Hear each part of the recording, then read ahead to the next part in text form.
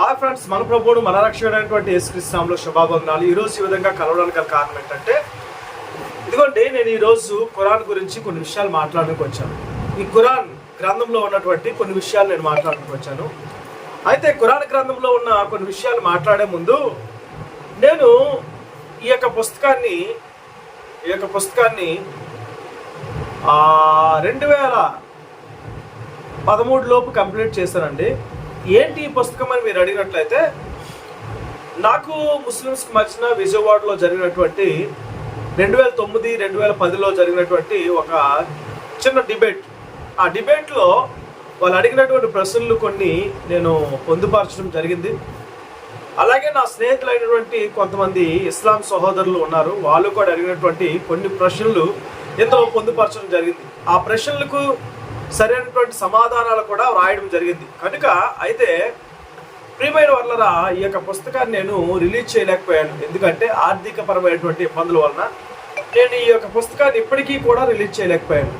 కనుక ఎవరైనా ఈ యొక్క పుస్తకాన్ని రిలీజ్ చేయాలి అని ఆశపడిన వారు ఎవరైనా ఉంటే నాకు సహకరిస్తే నేను చేయడానికి నేను సిద్ధంగా ఉన్నాను. కనుక మీరులో ఎవరైనా మీకు మనసులో దేవుడు ప్రేరేపిస్తే, పరిశుద్ధాత్మ దేవుడు ప్రేరేపిస్తే ఈ పుస్తకము ప్రింట్ చేయడానికి నాకు సహాయం చేయవలసిందిగా ప్రభుపేట మనం చేస్తున్నాను. అలాగే నేను చాలా పుస్తకాలు రాశాను, వాటన్నిటి గురించి నేను అడగట్లేదు. కానీ ఇది పారాబుల్ అండి, అదే యేసు ప్రభువు మరి బోధించినటువంటి ఉపమానాలు. అందులో వాల్యూమ్ 1 ఇది. అయితే వాల్యూమ్ 2 కూడా ఉంది. అయితే ఇటువంటి పుస్తకాలను కూడా నేను రాయడం జరిగింది. ఎందుకు అంటే ఉపమానాలను కొంతమంది వక్రీకరించి వారికి నచ్చినటువంటి విధానంలో వివరణ ఇవ్వడం వల్ల ఆ వివరణ సరైనది కాదని గుర్తించి నేను ఈ యొక్క పుస్తకాన్ని రాయడం జరిగింది. వాల్యూమ్ 1, వాల్యూమ్ 2 ఉపమానాలు. అలాగే ప్రియమైన వాళ్ళరా, యవనస్తుల గురించి రాశాను. అలాగే మరి అపోస్తులైన పౌల్ని బర్నబా ఏ విధంగా మరి ప్రోత్సాహపరిచాడో, పరిచయులు అనే విషయాలను గురించి ఒక పుస్తకం రాయడం జరిగింది. ఇలా కొన్ని పుస్తకాలు రాయడం జరిగింది. హిందూ మత గ్రంథాల పైన కూడా ఒక పుస్తకం రాయడం జరిగింది. అలాగే ప్రకటన గ్రంథం కూడా ఒక పుస్తకం రాయడం జరిగింది, ప్రకటన గ్రంథం మీద. ఈ విధంగా కొన్ని పుస్తకాలు రాయడం జరిగింది. అయితే నా ఆర్థిక ఇబ్బందులను బట్టి నేను ఈ పుస్తకాలను ప్రింట్ చేయలేకపోయాను. కనుక ప్రియమైన సహోదరి సహోదరులారా, ఎవరైనా మీ హృదయంలో దేవుడు ప్రేరేపణ కలిగిస్తే ఈ యొక్క ప్రింటింగ్ కొరకు ఆర్థికంగా సహకరించవలసిందిగా ప్రభుపేట మనం చేస్తున్నాను. నా ఫోన్ నెంబర్ నా ఛానల్లో ఉంది. ఈ ఛానల్లో మీరు చూస్తే డిస్క్రిప్షన్లో నా ఫోన్ నెంబర్ ఉంది. 8374031872 అనే ఈ ఫోన్ నెంబర్కి ఫోన్ చేసి నన్ను కాంటాక్ట్ చేయగలరని నేను నమ్ముతున్నాను. మరి మనం వీడియోలోకి వెళ్దాం. ఈ వీడియో చూడండి. ఈ ఖురాన్ గ్రంథంలో యేసు ప్రభువుని గురించి ఏమని ఈ ఖురాన్ గ్రంథం చెప్తుంది అనే విషయాలు మనం ఈరోజు ఆలోచించేద్దాం.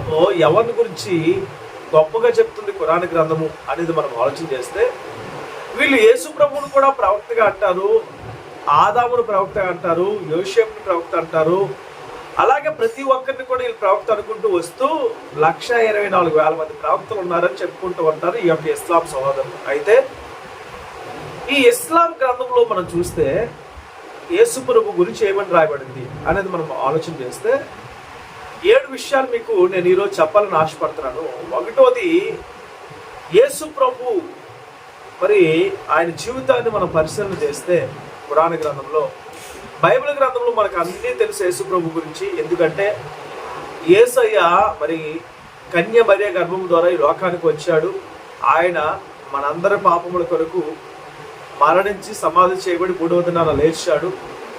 ఆయన గొప్ప రక్షకుడు, ఆయన గొప్ప దేవుడు. మనందరికీ ఆయన గురించి చక్కగా తెలుసు.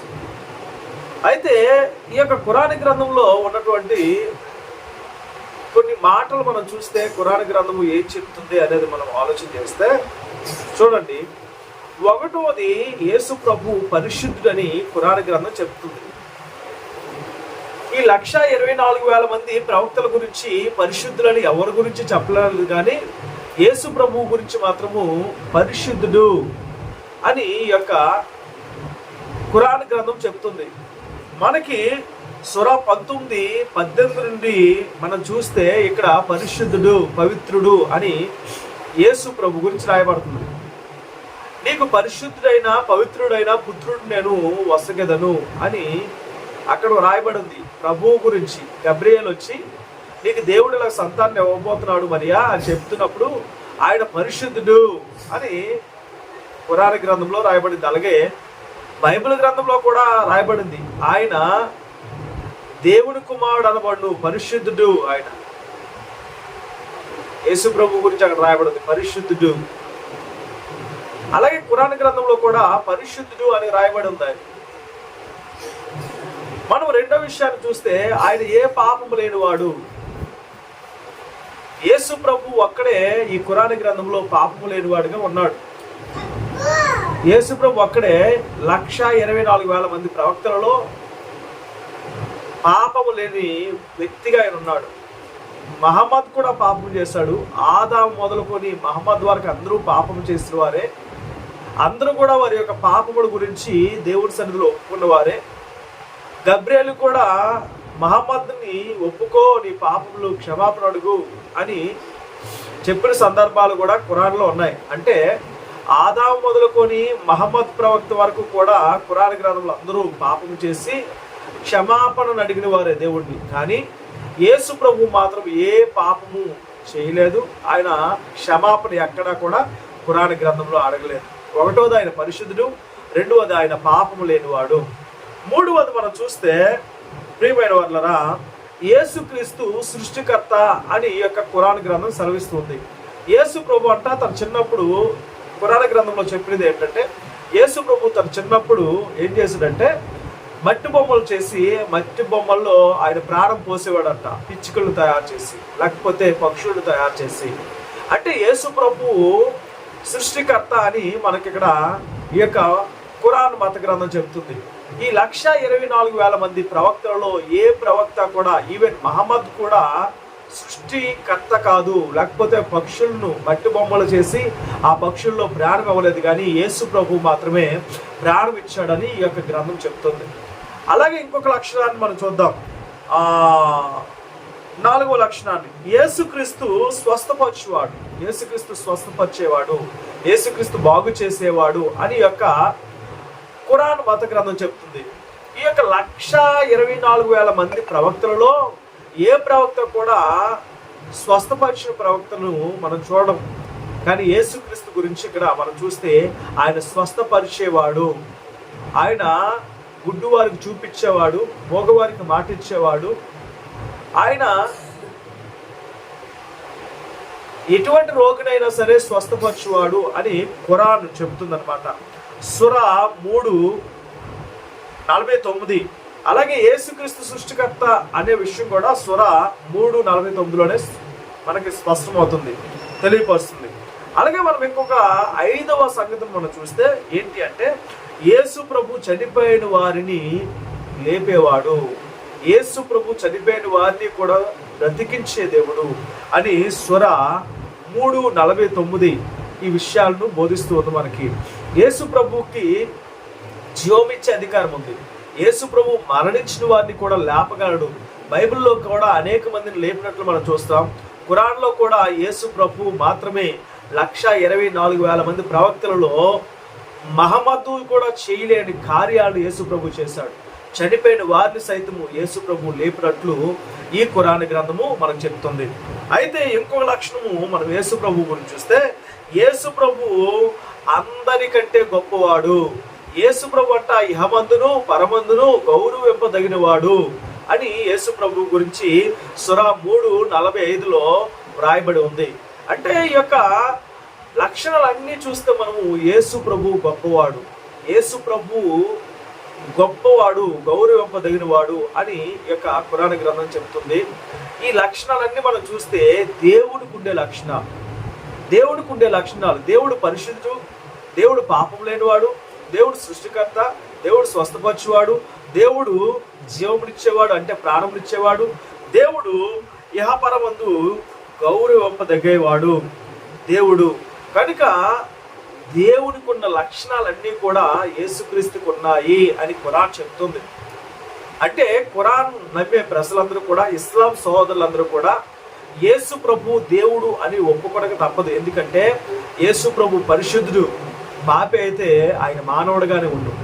యేసు ప్రభు పాపం చేసిన వాడైతే ఆయన మానవుల వలె మన జీవితాన్ని గడుపుడు. కానీ ఆయన పరిశుద్ధుడు, పాపము లేనివాడు, స్వస్థపరిచేవాడు, బాగు చేసేవాడు, మరణం నుంచి కూడా ఆయన లేపేవాడు, జీవం ఇచ్చేవాడు.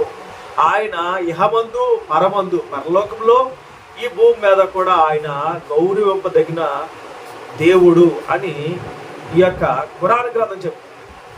ఆయన గౌరవింపబడిన వ్యక్తి అంటే దేవుడితో సమానంగా ఉన్న లక్షణాలు యేసుక్రీస్తు కలిగి ఉన్నాడు కనుక ఆయన దేవుడు అని మనము చెప్పక తప్పదు. కనుక ప్రియమైన సహోదరి సహోదరులారా, యేసుక్రీస్తుని ఖురాను ఇండైరెక్ట్ గా దేవుడనే సంబోధిస్తూ ఉందని మనం అర్థం చేసుకోవాలి.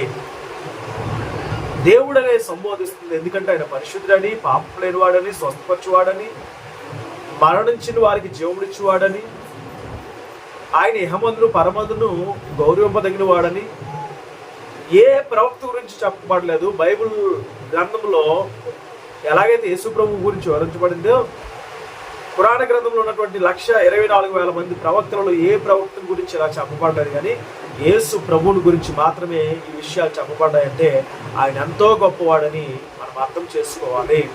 ఆయన దేవునికి ఉండే లక్షణాలు కలిగి ఉన్నాడు కనుక ఆయన దేవుడని మనం అర్థం చేసుకొని ఆయనందు విశ్వాసం ఉంచి, ఆయనందు నమ్మకం ఉంచి ఆ నరకమును తప్పించుకొని ఆ పరలోక రాజ్యానికి చేరుకోవాలని ప్రభువు పేట ఇస్లాం సహోదరులందరినీ కూడా మనం చేస్తూ ఉన్న మాటలు ముగిస్తున్నాను. దేవుడు మిమ్మల్ని దీవించి ఆ పరలోకంలోకి చేర్చుగాక. ఆమేన్.